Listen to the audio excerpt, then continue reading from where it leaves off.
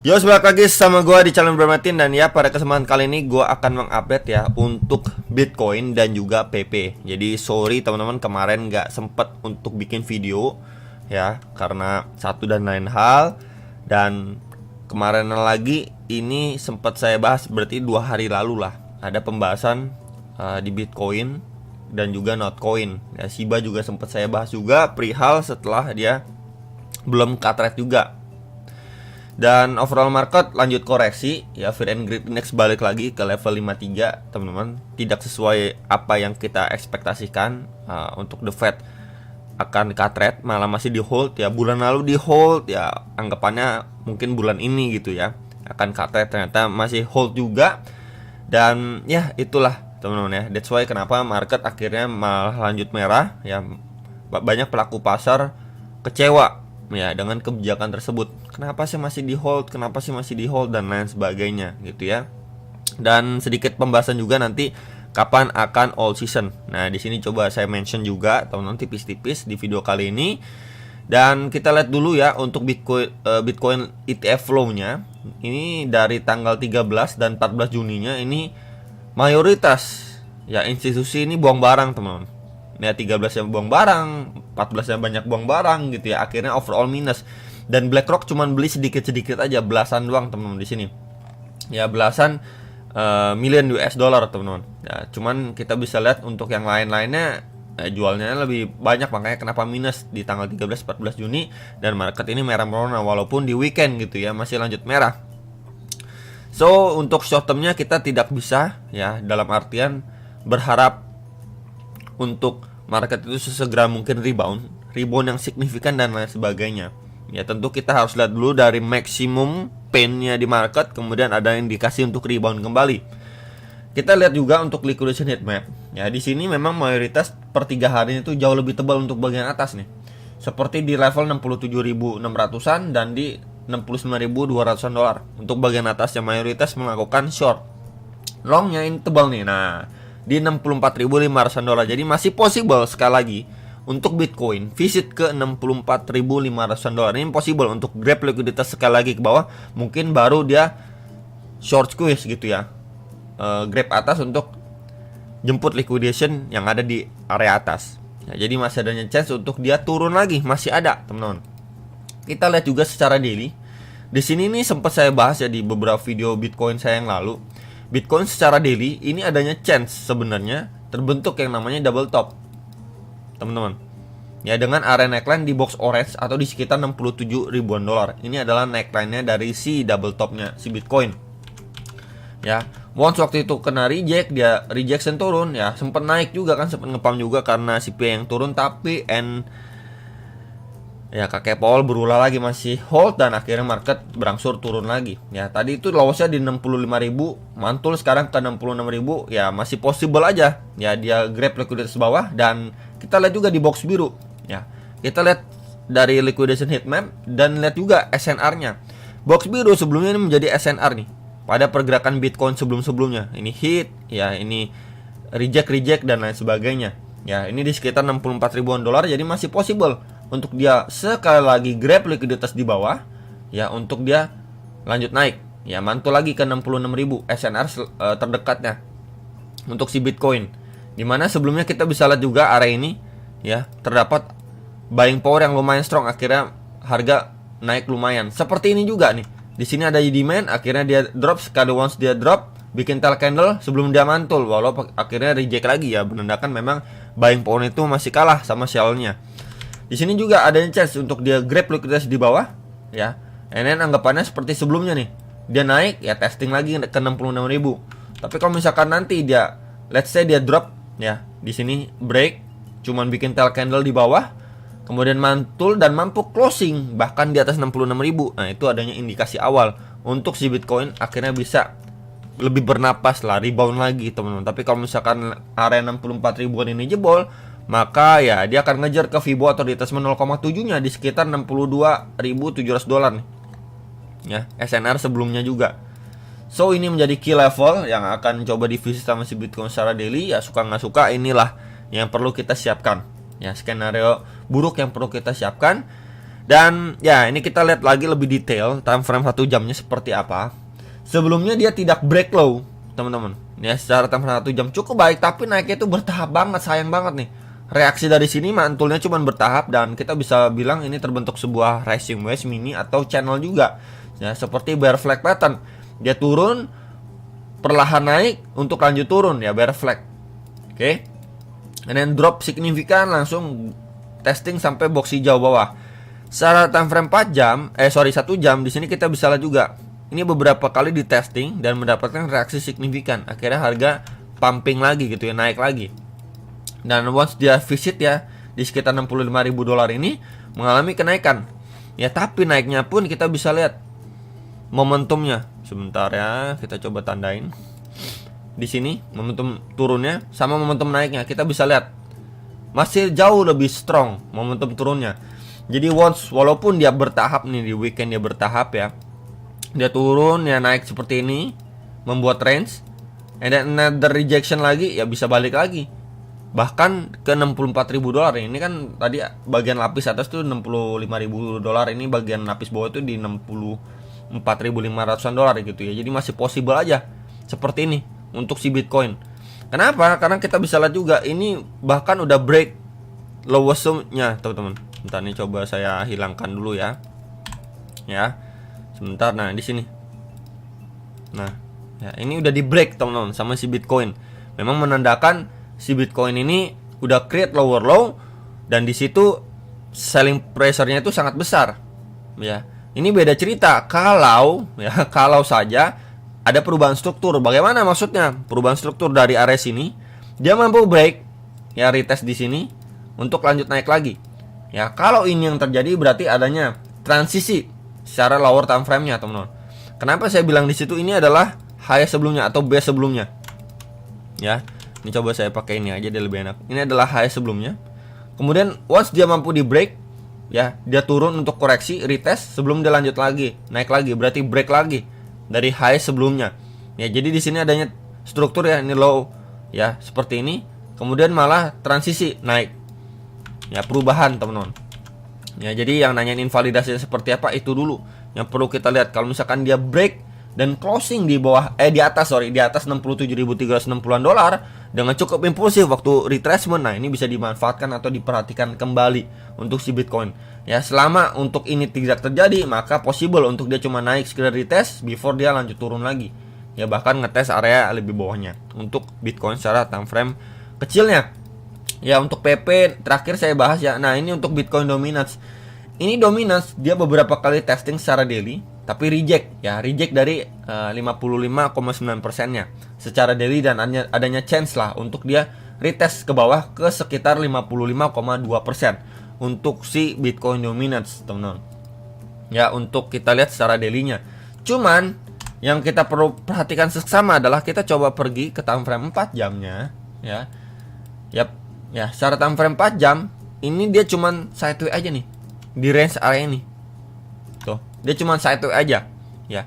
Once dia breakdown dari range sideways-nya, nah ini ada possible untuk altcoin lebih dikasih napas, teman-teman. Ya. Berarti dia break di bawah 55,45%. Closing di bawah itu secara time frame 4 jam adanya possible untuk dia testing bahkan sampai 55,1%. Tapi selama area ini tidak di break, malah dia breakout gitu ya. Nah, ini untuk altcoin ya kembali ke gencet lagi. Ya, nasibnya ya harus lebih bersabar lagi, teman-teman. Nah, untuk Bitcoin dominance sebenarnya ini saya akan coba generalkan. Yang nanyain all season bagaimana, all season bagaimana ya. Ini kita ini coba kita geser lagi time frame weekly lah, teman-teman ya. Nah, ini untuk secara weekly-nya sebenarnya ini naiknya udah bertahap banget. Ya, kita bisa lihat di sini.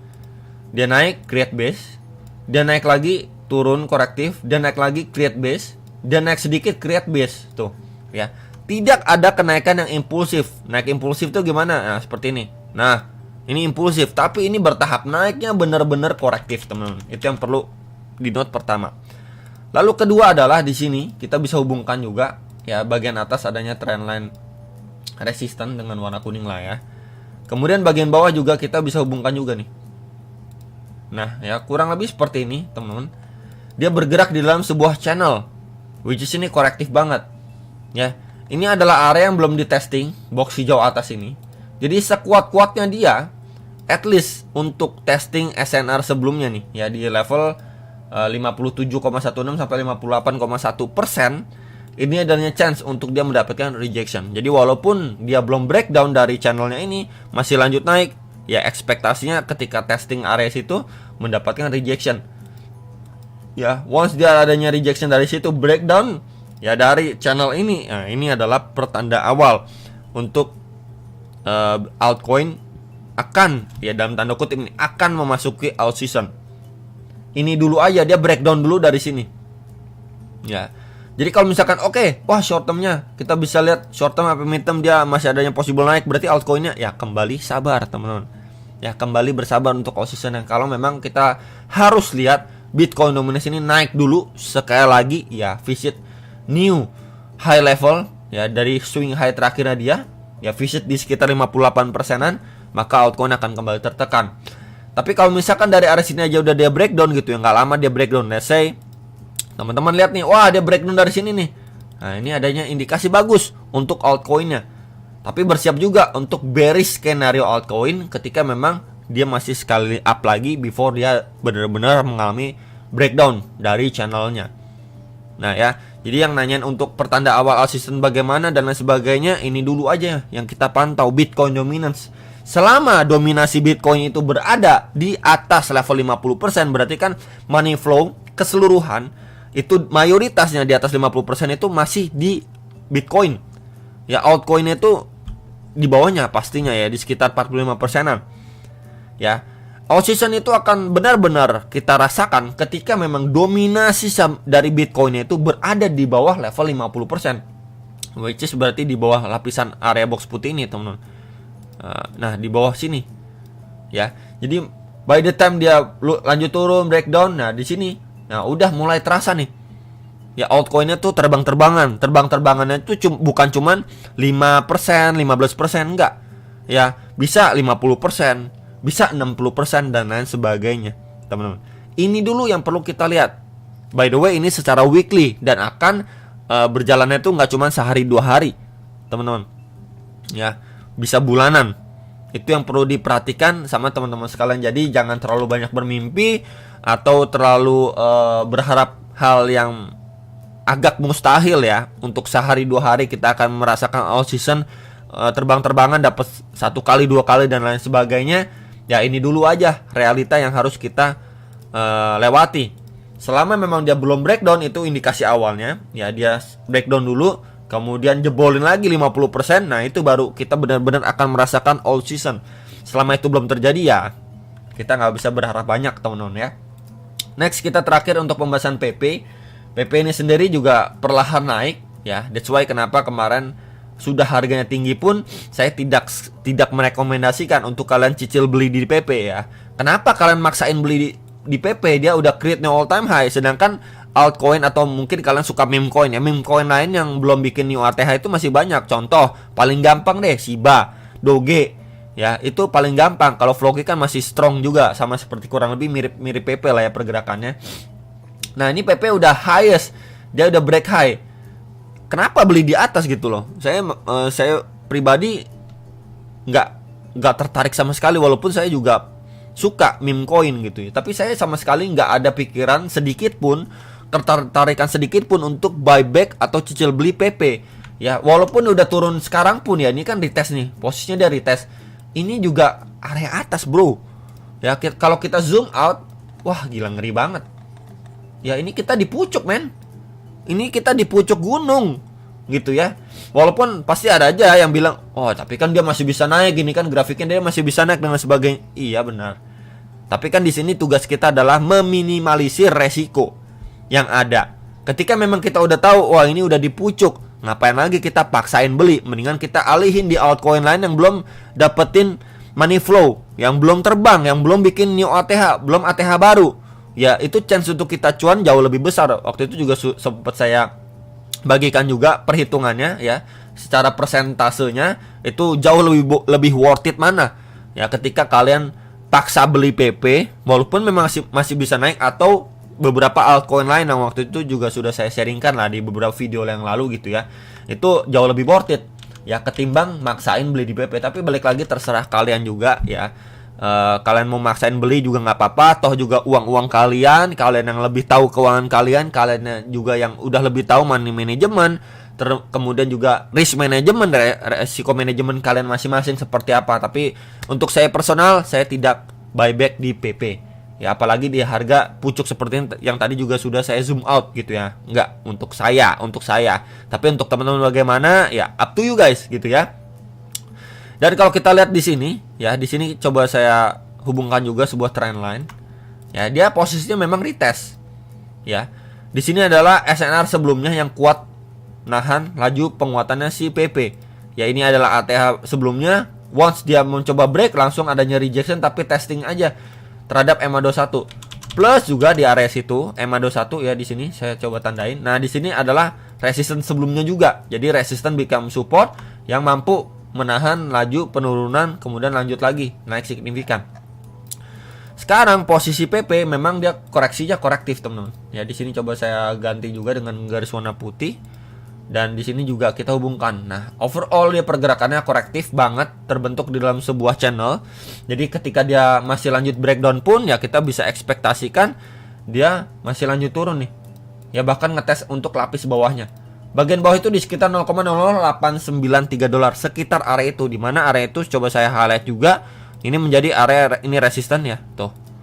Ya, resisten become support. Nah, ya, coba saya extend ke samping juga, ini resisten pada pergerakan sebelum di sekitar 0,089 dolar, sekitar area itu. Ya, once area ini jebol nih. Ya, once area 0,01071 itu jebol, ya bersiap untuk visit area lebih bawah. Ini coba saya tandain dengan warna orange lah, garis warna orange. Untuk PP, teman-teman. Ya, yang waspada atau yang danger sebenarnya untuk PP ketika memang dia breakdown dulu. Ya, dari area bawah ini plus dari channelnya.